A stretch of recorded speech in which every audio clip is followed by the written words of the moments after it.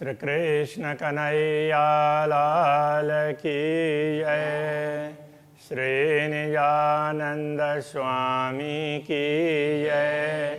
श्री प्राणनाथ प्यारे की जय। वर्णन करु रे रूह जी, हके तुम शिर दिया भार। अरस किया अपने दिल को, माहे बैठाओ कर श्रृंगार। माहे बैठाओ कर श्रृंगार। श्री कृष्ण कन्हैया लाल की जय। श्रृंगार ग्रंथ आरंभ होता है। इससे पूर्व सागर ग्रंथ था और उससे पूर्व परिक्रमा। तो ये सारे ग्रंथ एक दूसरे से जुड़े हुए हैं।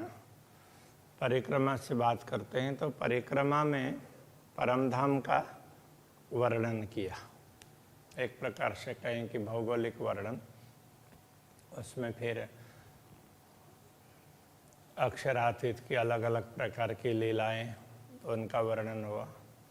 तो उसके बाद में सागर ग्रंथ, तो सागर में ये समझाया कि पूर्ण ब्रह्म परमात्मा का धाम परम धाम, इसका भी कोई पारावार नहीं है और वहाँ के दृश्य उनका भी पारावार नहीं है और अक्षरातीत धामधनी की शोभा है, उसका कोई पारावार नहीं है। सागर कहने से तो ये है जिसका कोई पारावार ही नहीं है और उनको मूल रूप से मूल मिलाव के साथ में जोड़ा कि सारी चीज़ें तो मूल मिलाव में अक्षरातीत धामधनी विराजमान है। राज्य और श्यामा जी ब्रह्मात्माएं, उसी में सब कुछ है।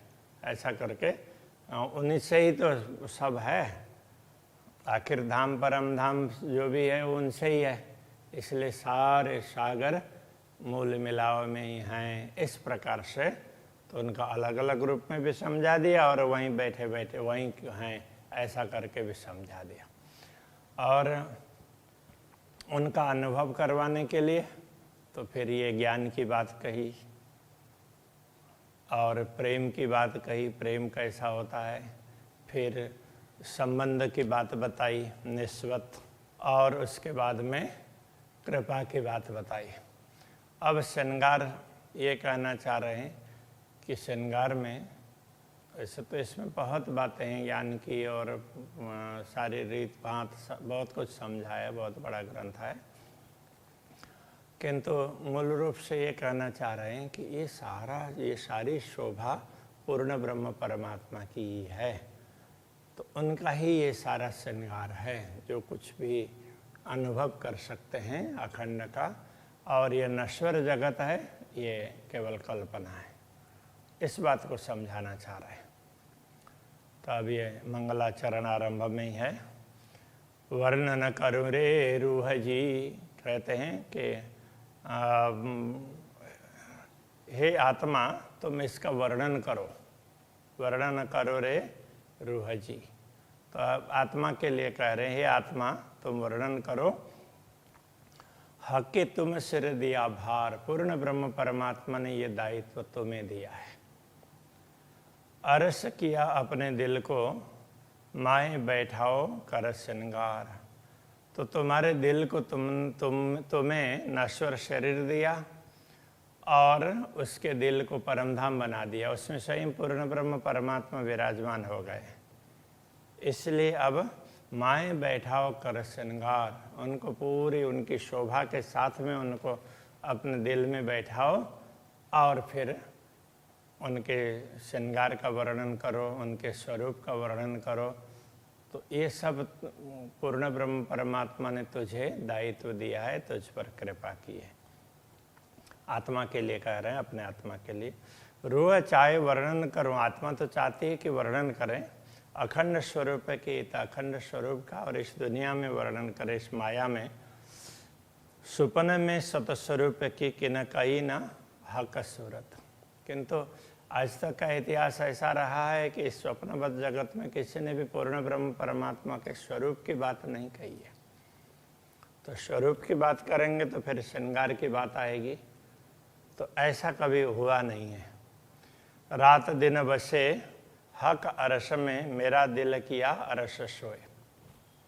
रात दिन कहने का तात्पर्य सदा सर्वदा। वैसे तो पूर्ण ब्रह्म परमात्मा दिव्य धाम में ही रहते हैं, फिर भी उन्होंने मुझे ये दायित्व सौंपा, तो मेरे दिल में बैठ कर के उन्होंने इस दिल को भी धाम बनाया है। और परम धाम को छोड़ करके बैठे ऐसा नहीं है। जैसे श्री कृष्ण अवतार में भगवान विष्णु वैकुंठ छोड़ करके मृत्यु लोक में आए थे, तो ऐसे पूर्ण ब्रह्म परमात्मा परम धाम छोड़ करके आते हों, ऐसा नहीं है। तो परम धाम के समय के हिसाब से दुनिया में तो लाखों करोड़ों वर्ष बीतेंगे, उसके लिए तो वहाँ तो एक निमेष भी नहीं होता है। ब्रह्मा आत्मा के हृदय में वो ब्रह्मा आत्मा स्वयं को भूल जाती है, दुनिया को देख करके सब कुछ भूल जाती है। जैसे किसी ने किसी उसमें बड़े पर्दे पर कुछ दिखा दिया, कुछ दृश्य, तो उस समय वो किसी को इतना अच्छा लगा, अथवा तो जो भी हो इतना अच्छा लगा, तो उसमें वो कहाँ बैठे हैं, क्या कर रहे हैं, वो सब भूल जाएंगे। तो ऐसे अक्षरातीत पूर्ण ब्रह्म परमात्मा ने ये दुनिया दिखा दी, तो ब्रह्मात्मा सब कुछ भूल करके बैठी है। तो उसके उनके हृदय को भी, ब्रह्मात्मा के हृदय को उन्होंने धाम बना दिया। क्यों न होए मोहे बुझ रखी। हाँ, तो जब मुझे ये दायित्व दिया, सब वर्णन तुम्हें करना है, सदगुरु ने मुझे ये बताया था, तो मुझे ये सब समझदारी क्यों ना हो, तो ये वर्णन करने के लिए ऐसा हुआ न कोई होए। तो अभी तक किसी को ये दायित्व मिला परमात्मा की ओर से, और उसके द्वारा ये काम हुआ हो, ऐसा कोई व्यक्ति दुनिया में नहीं हुआ। कि न कायम द्वार न खोलिया अव्वल से आज दिन। अव्वल का तात्पर्य आरंभ, सृष्टि के आरंभ से लेकर के अभी तक किसी ने भी अखंड के द्वार खोल करके स्पष्ट ये अखंड धाम है ऐसा करके किसी ने नहीं बताया। सब ने अखंड है, ऐसा करके वो दूर है ऐसा बता दे, जैसे सूर्य है, चंद्रमा है, ऐसा करके। कोई वहाँ जा करके देख करके बता दे ना कि ये चीज़ ऐसी है, तो ऐसा तो नहीं हुआ। इस प्रकार से तो वो बता रहे हैं कि दूर से तो ये है वो है ऐसा बता दें, लेकिन वहाँ जा कर के देखे तो अनुभव होगा ना, तो ऐसा नहीं है। तो ये शोभा मुझे दी है, मुझे दायित्व दिया है, ये बताना चाह रहे हैं। कि न कायम द्वारा न खोले अव्वल से आज दिन, जो कोई बोलिया सो फनामी ने। जो किसी ने यदि अखंड की बात बताई, वो भी नश्वर जगत में बताई, उसको देख करके नहीं। कि न पाया न बकावत, न अखंड को यथार्थ में किसी ने पाया नहीं, तो दूर से है ये बताया, किंतु उसको देख करके बताने वाले ऐसे कोई नहीं मिले। अरस बका हक वर्णन सो बीच फना जिमी क्यों होए। इसलिए इस नश्वर जगत में अखंड का वर्णन नहीं हो पाया। अबल से आज दिन लगे, बका शब्द न बोलिया कोई। इसलिए सृष्टि के आरंभ से लेकर के अभी तक कोई भी अखंड की बात इतना स्पष्ट रूप से नहीं बता पाया। नश्वर और अखंड की तुलना करके बता रहे हैं, अंतर क्या है। ए चेतन कहावे झूठी जीमी, सो सब जड़ तो जान।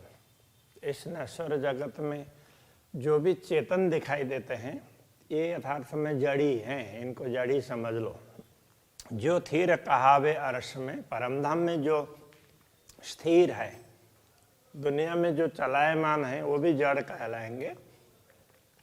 परमधाम में जो स्थिर है तो उनको भी चेतन समझना चाहिए। परमधाम में हर वस्तु चेतन है और दुनिया में कोई भी चेतन नहीं है। कहने का तात्पर्य यह है, दुनिया जड़ी ही है, चेतन तो इसमें थोड़े समय के लिए आते हैं, उनका दृष्टि पड़ती है। ब्रह्मात्मा और ईश्वरी सृष्टि, उनकी तो दृष्टि पड़ी है, तो खुद तो चल करके नहीं आए हैं वहाँ छोड़ करके। और इसको, इस जड़ता को भी बढ़ाने के लिए जो चेतनाएं आई है वो भी अस्थाई आई है, मूल रूप से तो आई नहीं। तो दुनिया तो ये सब जड़ी है, मूल रूप से इसमें कुछ भी चेतन नहीं है। वो अस्थाई, थोड़े उस क्षण के लिए जो भी जीव सृष्टि आती है तो इस प्रकार से आती है। ये झूठी रवे से और है, और अरस में और नामत। दुनिया की रीत भात इसलिए झूठे हिसाब से अलग प्रकार की है, और परमधाम की रीत भात अलग है। तो परमधाम को समझने के लिए पहले परमधाम की रीत भात को समझना होगा। एक या निमुना अरस जानने पर बने न तफावत। ये उदाहरण जो दे रहे हैं दुनिया का, परमधाम को समझाने के लिए बता रहे हैं। किंतु ये अंतर बताना, तफावत का तात्पर्य अंतर बताना भी ऐसे तो बनता नहीं है, क्योंकि ये तो कुछ है ही नहीं। परमधाम के लिए तो दुनिया में कोई उदाहरण है ही नहीं, इसलिए तो ये अंतर भी समझाने के लिए बताया। वास्तव में तो इसमें अंतर बताने का कुछ होता ही नहीं है। सतलोक मृतलोक दो कहे, और स्वर्ग कया अमृत। तो दुनिया में सत्यलोक, उसको तो अखंड मान दिया, और मृतलोक को मृत्यु होता है इसलिए वो नाशवान मान लिया, और स्वर्ग कया अमृत, स्वर्ग को भी अमर मान दिया, क्योंकि स्वर्ग में भी कोई मरते नहीं है। जब सारा स्वर्ग ही नाश हो जाता है तो फिर कहाँ चले जाएंगे। तो वो क्या है कि मृत्यु लोक में जो रात दिन मरना जीना होता है, तो उससे स्वर्ग में फर्क है। उस बात को समझना जरूरी है, किंतु सामान्य लोगों को ये मालूम है स्वर्ग में मरते नहीं है, अमृत पिया तो अमर हो जाएंगे। इसलिए सुखदेव जी के सामने भी देवता लोग अमृत लेकर के आए थे। इसको तो राजा परीक्षित को तो मृत्यु का भय है, तो ये अमृत पिला दीजिए, तो उसको मृत्यु का भय नहीं रहेगा। और आप जो अमृत पिला रहे हैं वो हमें पिला दीजिए, वो बताने के लिए आए थे।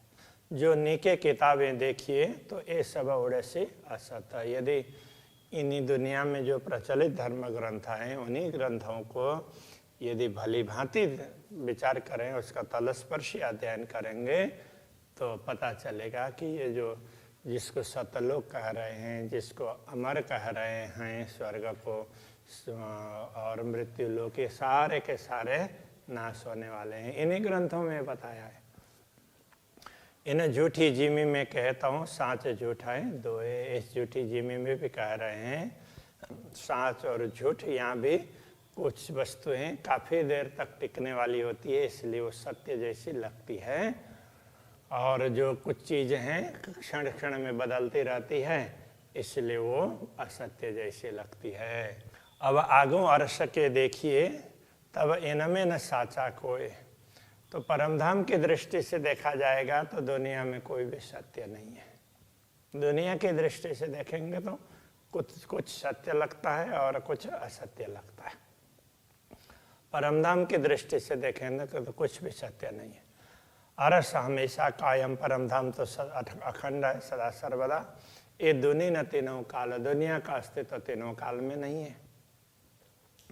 हुआ है ना होए सी, तो क्यों दीजिए अरस मिसाल। तो न तो ये दुनिया, न तो इसका कोई उदाहरण दिया जा सकता है, ना हुआ है, ना होए सी, न भविष्य में होगा। इसलिए परमधाम के साथ परमधाम के का उदाहरण दुनिया में दिया ही नहीं जा सकता। तो अथवा तो परमधाम के लिए दुनिया का मिसाल का तात्पर्य उदाहरण दिया ही नहीं जा सकता। ये बारीक बातें अरस की इत दिल जुआ पहुँचे नाए। परमधाम की बहुत ही सूक्ष्म बातें हैं, गूढ़ बातें हैं, तो वहाँ तक ये दिल और वाणी नहीं पहुँचते, मन और वचन दोनों ही नहीं पहुँचते। ए हुक्म कहवे हक का इल्म हुक्म के माँ है। जो कुछ बताया जा रहा है ये पूर्ण ब्रह्म परमात्मा के आदेश से कहा जा रहा है, और ये ज्ञान है पूर्ण ब्रह्म परमात्मा के आदेश के अधीन है। सत सुख के स्वरूप में कई आनंद आराम, तो परमधाम के स्वरूप में कई सत्य सुख है। इन सार में कई सत सुख, सो मैं निर्णय करो निर्धार बोलते हैं ना, तो इसमें कई सुख है। तो परमधाम के स्वरूप में कई आनंद आराम, अनेक आनंद, जितना समझ लो पारावारी नहीं है आनंद का, शांति का। कई खुशहाली खूबियाँ, कई खुशहाली खुशियाँ खूबियाँ, ऐसी विशेषताएं। अंग छूटे ना आठों जाम, तो वो आनंद तो आठों याम तो दिल से छूटता ही नहीं है। अरस सबे है चेतन, परमधाम में सब कुछ चेतन है। हर चीज में सब गुण, प्रत्येक वस्तु में सब प्रकार के गुण मिलेंगे। सब न्यामतें एक चीज में कमी न माए कि न, किसी एक में भी सब प्रकार के गुण मिलेंगे। इसलिए कमी न माए कि न, परमधाम में किसी प्रकार की कमी नहीं है। इन झूठी जीमी में वर्णन सत्य स्वरूप को कहो न जाए, तो सत्य स्वरूप का वर्णन दुनिया में हो नहीं सकता। जो कबू कानों ना सुनी, जो कभी कान से भी नहीं सुना है, सो क्यों जीव हृदय समाए, तो वो हृदय में वो बात जीव के हृदय में कैसे टिकेगी। जो कभी सुना ही नहीं सुना होगा तो उसको कैसे स्मरण कर पाएंगे। ये कहना चाह रहे हैं, दुनिया की रीत से तो ये नहीं हो सकता। इसलिए ये लीला जाने सृष्टि ब्रह्म की, परमधाम की लीला तो ब्रह्म सृष्टि ही जान सकती है। जाए पहुँचा होए तारतम्य, उसमें भी वही ब्रह्मात्मा जान सकती है जिसको तारतम मिला है, और तारतम को जिसने समझ लिया है। ये दृष्टि पूर्ण तब खुले जाए अबल आखर इलम, जब ये दृष्टि पूरी खुल जाती है, ये दृष्टि पूर्ण तब खुले तो जाए अव्वल आखर इलम, तो जिसको अव्वल का तात्पर्य आरंभ, तो सृष्टि के आरंभ से लेकर के सृष्टि के आरंभ का ज्ञान भी जिसको प्राप्त हुआ हो, तो अभी तक जो परंपरागत रूप से चल रहा है, और इन कहने का तात्पर्य धर्म ग्रंथों का ज्ञान भी हो, और उन धर्म ग्रंथों का रहस्य खोलने के लिए तारतम ज्ञान आखिर में आया है, तो उस ज्ञान का भी जिसको पता हो तो वो इन सारे रहस्यों को बता सकते हैं। ये कहना चाह रहे हैं, उनकी दृष्टि खुल जाती है तो वो उसको परमधाम का वर्णन कर सकते हैं। तो ये ब्रह्मात्माओं को शोभा दी है। कहे वेद वैराट कछुए नहीं, यथार्थ में देखो तो वैदिक ग्रंथों में कहा है कि विराट कुछ भी नहीं है। जैसे आकाश फूल, ये सारा ब्रह्मांड, जैसे आकाश का फूल बोल देते हैं, तो आकाश में फूल होता ही नहीं है, तो बोलने के लिए बोल दिया, कुछ नहीं है ये कहने के लिए बताया। ये 14 तबक जरा नहीं, तो ये 14 लोक का भी कोई अस्तित्व नहीं है। ना कछु डाल न मूल, तो इसका न तो शाखाएं हैं, न मूल है, न कुछ है। श्री कृष्ण कन्हैया लाल की जय।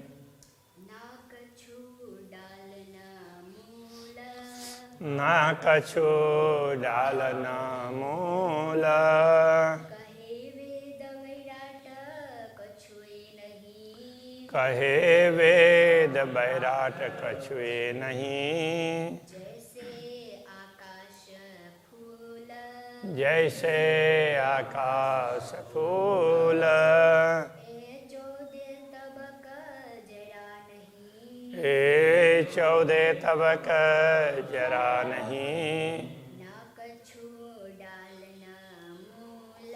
ना कछु डाल न मूल, ना कछु डाल न मूल, ना कछु डाल न मूल।